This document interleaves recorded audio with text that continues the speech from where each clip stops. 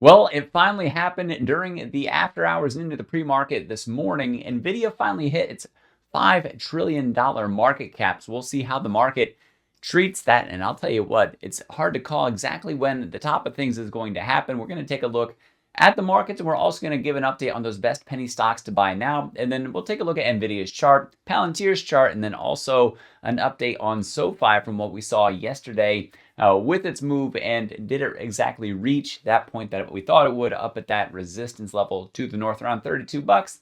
Well, like I said, we'll take a look and see what we got. So let's pop this up here for you. We'll kick things off with SPY, and boom, there we go.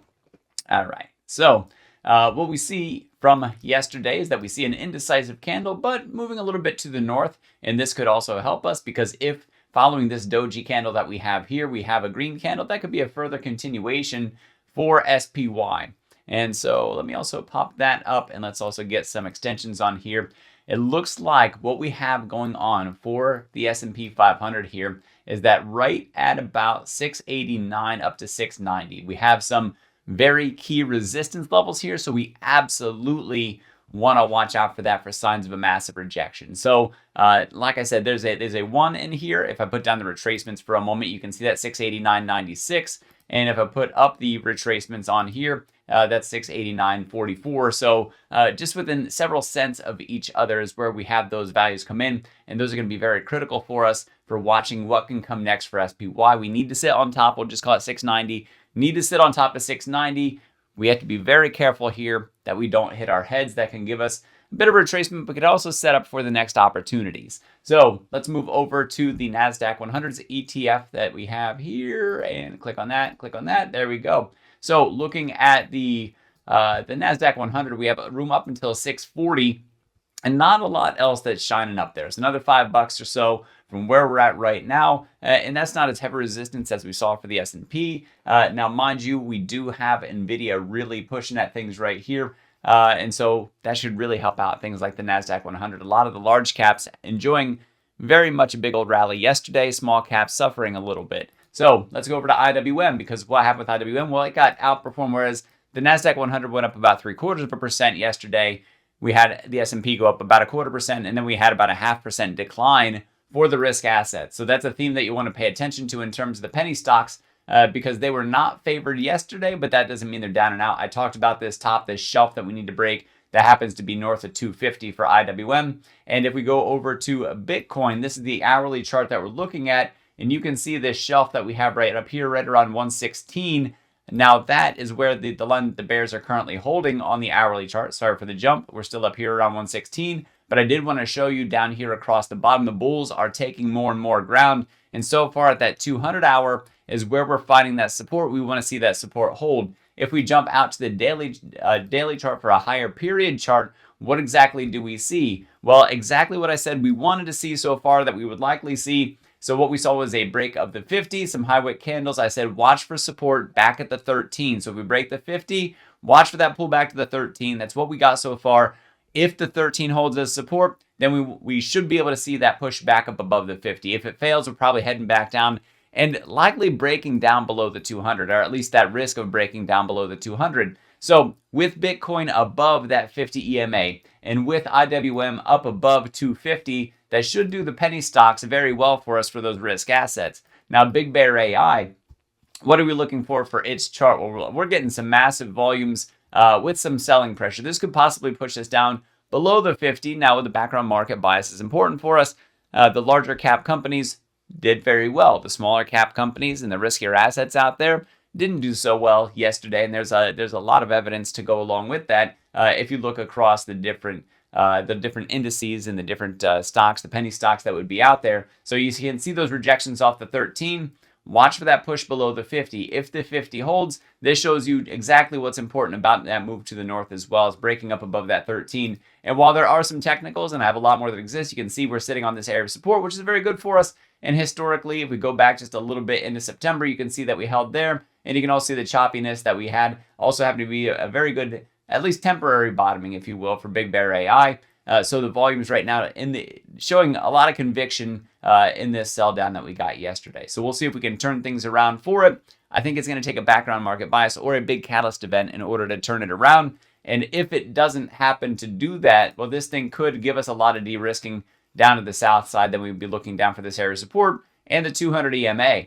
So if we move over to NVTS, what's happening? Well, yesterday we closed down below the 13. The 5's negatively sloped with the 13 about flat. So this could show us a further sell. But once again, I talked about IWM and Bitcoin in terms of the risk assets that we see. And we currently have the S&P 500 and the NASDAQ 100 at our backs. So that's a good thing. That's a tailwind, if you will. Now we just need to see that also come through with IWM for the Russell 2000, and then also Bitcoin holding on to its 13-day EMA and pushing back up above the 50 should do very well for us. Hopefully a head stop. If not, watch all the way down here around the 50 or even along this shelf for the support that we have. And I think that'd be a significant de-risking for NVTS, setting us up right near earnings with this low volume that we have coming up. The earnings date on Monday, November 3rd in the after hours. So we would be watching for that. That can be a major catalyst event. We'll see if we get that major drawdown leading up to that point in time. It's going to set up a lot of volatility for us. RZLV heading back down.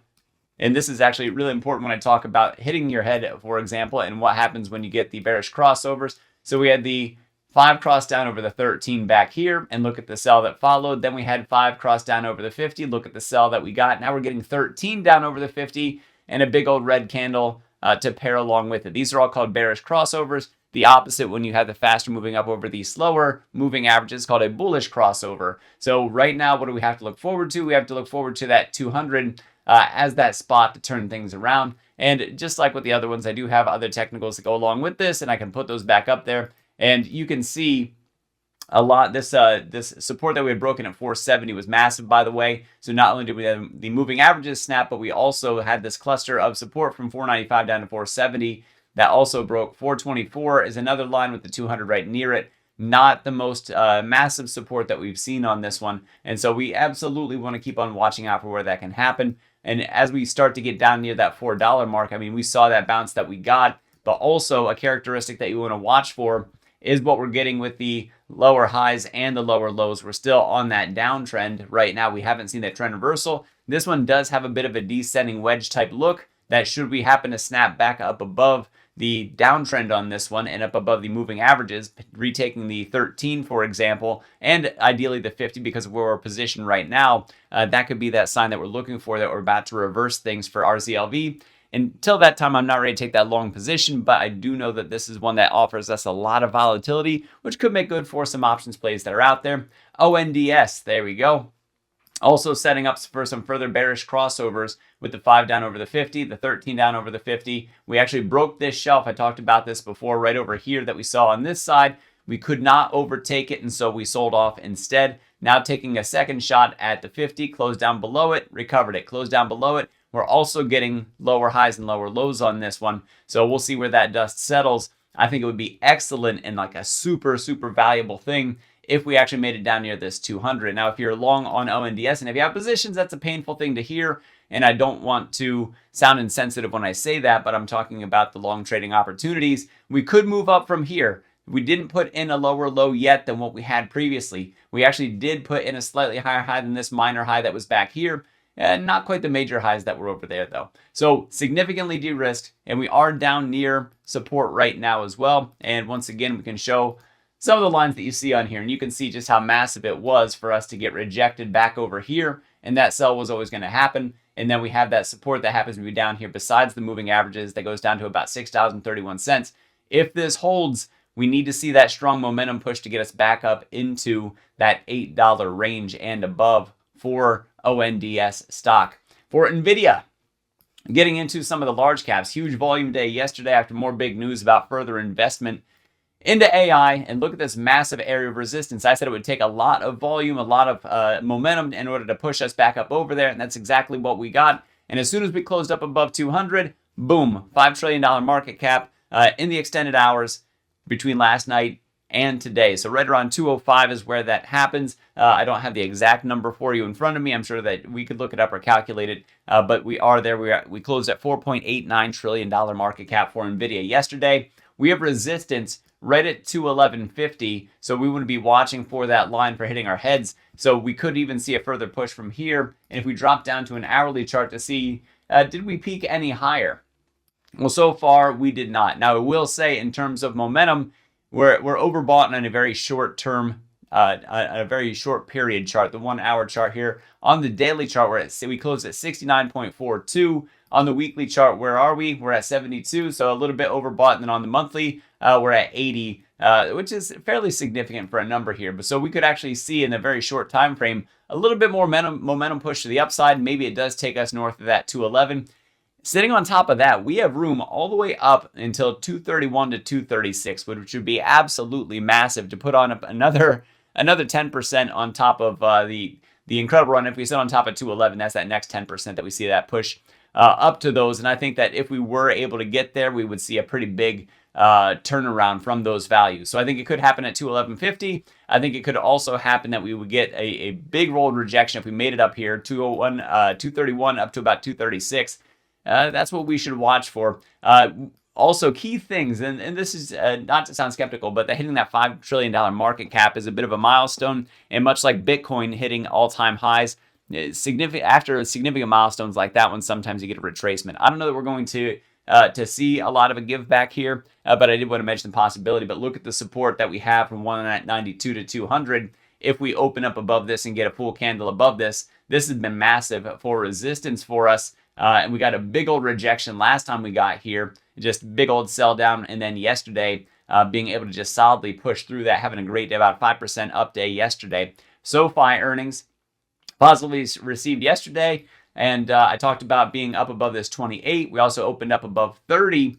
And even though we had a big old pullback down here to about 28, probably people trying to push it back down so they get a good position. Talked about that top at 32.15. Let's look at the extended hours to see how close we got to it. So it doesn't look like it looks like intraday is as close as we got, and that was at 31.98. So within 17 cents of resistance is about where we got so far. This climb potentially not done, especially if Nvidia is going to continue to run, the market's going to continue to run, and we also have two significant things between the S&P 500 so close to hitting its head on very specific levels that I showed you on the chart for SPY. So we want to be paying a lot of attention to that one as well. Palantir has their earnings coming up. I believe they're on Monday the 3rd as well in the after hours. And so what we're seeing are two indecisive candles, but now it looks like we could potentially be opening up above 190. And if we can, that could give us that next $13 move that we see from there up to about that 203. Massive resistance that happens to be up here from to about